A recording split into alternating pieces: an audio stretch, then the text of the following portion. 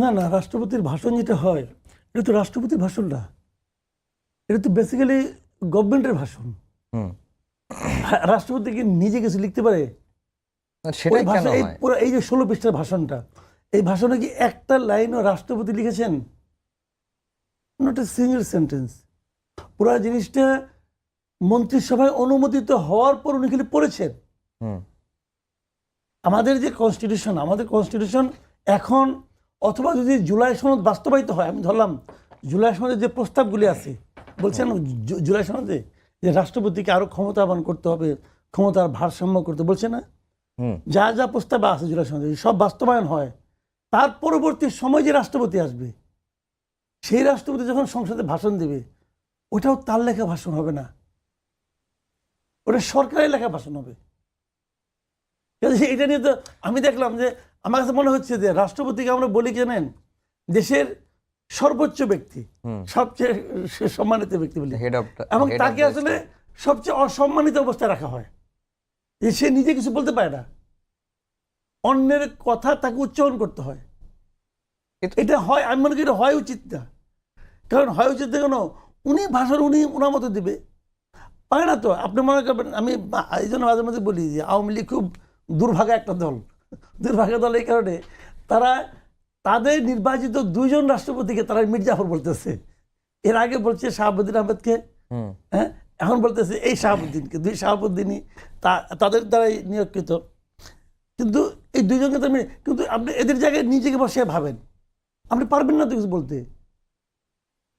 ওই যে লেখা তাকে দেওয়া হয়েছিল, ওর বাইরে সে কিছু পড়তে পারবে? কিন্তু তারপরেও এত আলোচনাটা কেন, যে রাষ্ট্রপতি ভাষণ দিলে কি এমন, মানে ভাষণ দিয়েছেন বা ভাষণ দেওয়ার পরে কি এমন হলো যে তাকে অপসারণ করতে হবে, তাকে গ্রেফতার করতে হবে? অপসারণের সঙ্গে ভাষণের কোনো সম্পর্ক নাই।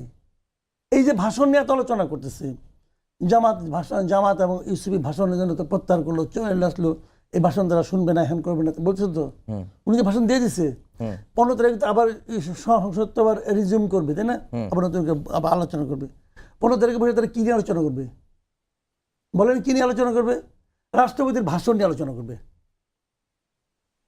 এই সংসদের পরবর্তী দিনগুলোতে এই রাষ্ট্রপতির ভাষণ নিয়ে আলোচনা করতে হবে তাকে। ওই যে 16 পৃষ্ঠা ভাষণ সবাইকে দেওয়া হয়েছে, যাওয়ার সময় সবাই ভাষণটা হাতে নিয়েও গেছে, হ্যাঁ, ওই যে ভাষণটা আছে ওইটা নিয়ে তাদের আলোচনা করতে হবে আগামী কয়েকদিন। তো যে ভাষণ তুমি বলতে দিলা না, শুনলা না, এবং তাকে বাধা দেওয়ার জন্য এত ব্যস্ত ছিলা যে জাতীয় সঙ্গীত পর্যন্ত তুমি মানে ভালোভাবে শুনতে পারলা না, ওটা দিকে মন দিতে পারলা না, এত জোরে যে আওয়াজ হচ্ছিল। আমি ওখানে ছিলাম কালকে, তো যে এটা তুমি পারলা না, এবং তুমি মানে প্রথমে কেউ খেয়ালই করে না যে জাতীয় সঙ্গীত বাজতেছে, রাষ্ট্রপতি ঢোকার সঙ্গে সঙ্গে জাতীয় সঙ্গীত বাজা শুরু করে, এটা তো ভাই নিয়ম। তারা খেয়ালও করে না, খেয়াল করেনি কিন্তু ওই কারণে আমি অনেকে বলতেছে যে অবমূল্যায়ন করছে, ওগুলি না, আসলে খেয়াল করে না ভাই, হইচইয়ের মধ্যে খেয়াল করে না। কিন্তু আমার কথা হলো কি, রাষ্ট্রপতি ঢোকার সঙ্গে সঙ্গে তো মানে জাতীয় সঙ্গীত বাজা শুরু করে, তো ওইটা বাজার পরে আপনি মানে এত তারা ব্যস্ত ছিল এটা নিয়ে, এত সিরিয়াসলি তারা এটাকে নিয়েছে, নিয়ে এটা তারা নিতেই পারে, তাদের পলিটিক্সের নিয়ে আমার কোনো বক্তব্য নাই।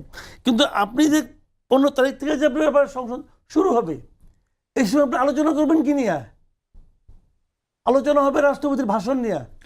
শাহরিয়ার ভাই একটা কথা বলছিলেন যে বিএনপি আসলে বিভিন্নভাবে জাল বিছিয়েছে এবং এই জালে তারাই হয়তো আটকা পড়বে, এমনটাই তিনি বলার চেষ্টা করেছেন। কারণ বিএনপি এখনো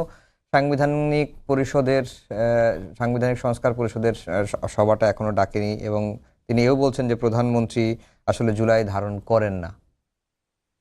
তাহলে সংস্কারের ভবিষ্যৎটা কি? শুনেন, এই জিনিসটা হলো কি, আমি বলি আপনাকে, মানে জাল, নিজের জালে নিজে ফাঁসবেন, এই কথা বলার অর্থ হলো নিজেরা বলতে চাচ্ছেন যে বিএনপি যে যে কাজগুলি করছে এই সবগুলো ওনার কাছে লজিক্যাল মনে হচ্ছে না একদম। বিএনপি কিছু কিছু জিনিস অ্যাভয়েড করে যাচ্ছে, বিএনপি কিছু কিছু জিনিস হয়তো সংবিধান সম্মতভাবেও করছে না, এগুলো তো আছেই। সত্যি কথা বলতে কি আপনার, মানে এরা এত ভজগোটা বাঁচত না, বুঝছেন? এটা বাচ্চা কেন জানেন? 8 তারিখে শপথ নিয়েছে না, মানে শেখ হাসিনা চলে গেছে, একটা সরকারের পতন হয়েছে, কিসের জোরে হয়েছে? সংবিধানের কোন ধারায় হয়েছে? সংবিধানের কোনো ধারা অনুযায়ী হয়েছে? হয় নাই, গণ আন্দোলনের মুখে হয়েছে। ওকে, তখন আপনাদের উচিত ছিল এই সংবিধানটাকে স্থগিত করে দেওয়া, তাহলে এত ভজগট আর বাজে না। এখন আপনাদের শখ হয়েছে যে আপনারা সাংবিধানিক সরকার হবেন, এবং এই শখের ঠেলায় আপনার মাঝখানে বেরিয়েছিলাম না, ঠেলায় তারপরে ঘুরতে গেছে, এখন এটা হলো এরকম ঠেলায় আনন্দে ঘুরতে গেছে। এত শখ হয়েছে তারা সংবিধান রাখবে, আবার সংবিধান মানবে না, আবার প্রয়োজন মতো রাখবে, প্রয়োজন মতো মানবে না। ভাই আমি বলি, এগুলো তো আমরা অন্তর্বর্তীকালীন সরকারের সময় দেখেছি। ওটাই তো সমস্যা তো ওখান থেকে তৈরি হয়েছে। আচ্ছা, আপনি তো মানতে পারতেছেন না, আপনি সব মানতেছেন, সংবিধান মানলে তো আপনি সংবিধান চেঞ্জও করতে পারেন না, তো আরেক যন্ত্রণা তো আপনি তো করতেছেন। তো এখন এত কিছু করে দরকার ছিল না, প্রথমেই সংবিধানটাকে স্থগিত করে দিত, এখন দিয়ে যা যা দরকার আপনি করতেন, করে নিয়ে পরে আপনি ঠিকঠাক করতেন। এখন বের হওয়ার উপর কি? এখন বের হওয়ার কোনো উপায় নাই, যেমনি বেরোবেন অমনি দোষ বেরোবে একটা। এই যে বইয়ের বইটা হয়েছে আইনের বইটা নিয়ে, আপনি যেমনি বেরোবেন, যা করবেন চাইলে ওইটার মধ্যে একটা ভুল ধরতে পারবে কিন্তু এখন তো ভুলের রাজত্বে সবাই আছেন, এখন এই ভুল সংশোধন আর আগ পর্যন্ত এরকমই চলবে। আমি কোনো পর্যায়ে আমি একটা ছোট্ট এক্সাম্পল দিয়ে বোঝাই আপনাকে। প্রথমে কালকে সংসদের প্রথম আলোচনাটা অধিবেশন সভাপতিগুলোকে খন্দকার মোশাররফ হোসেন, ওনার তো করার কথা ছিল না সংবিধান অনুযায়ী। এবং নর্মালি কি করতে হয়, আগে সংসদে যিনি স্পিকার উনি, আমি বলবেন স্পিকার পদত্যাগ করছে, হ্যাঁ করছে। আবার স্পিকারের পদত্যাগের মধ্যে লেখা আছে যে ৭৩-২ পদত্যাগ করছে সে, ওটার মধ্যে লেখা আছে ৬, দেখেন ৭৩-৬ লেখা আছে যে যতক্ষণ পর্যন্ত নাকি সে নতুন স্পিকারের কাছে দায়িত্ব না দিবে ততক্ষণ পর্যন্ত উনি বহাল আছেন বলে গণ্য হবে। আপনি কি করবেন? আপনি করবেন নাকি? তাহলে উনি তো বহাল আছেন, ওনাকে নিয়ে আসেন। আচ্ছা, ওনাকে তো পাওয়া যাচ্ছে না, কে বলছে পাওয়া যাচ্ছে না? রাষ্ট্র সরকারকে একবারও বলছে যে শিরিন শারমিন চৌধুরী হাওয়া হয়ে গেছে? শিরিন শারমিন চৌধুরী তো ক্যান্টনমেন্টে ছিলেন, তো ক্যান্টনমেন্ট থেকে বেরিয়ে আসার পর উনি কোথায় গেলেন? ওনাকে আপনার কার কাছে দিলেন? উনি কোথায় গেল? কেউ জানে না তো। তাহলে আপনি ঠিক আছে, তাহলে ওনাকে তো আপনার আনতে হবে। তাহলে আমি যদি বলি অন্তর্বর্তীকালীন সরকার শিরিন শারমিন চৌধুরীকে গুম করিয়াছে, এটা আপনি জবাব দেবেন কেমন করে?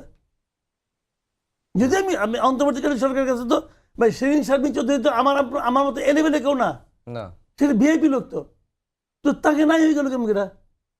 তাকে আনতেন। আচ্ছা, সে নাই, ডেপুটি স্পিকারকে আনেন। ডেপুটি স্পিকার কোথায়?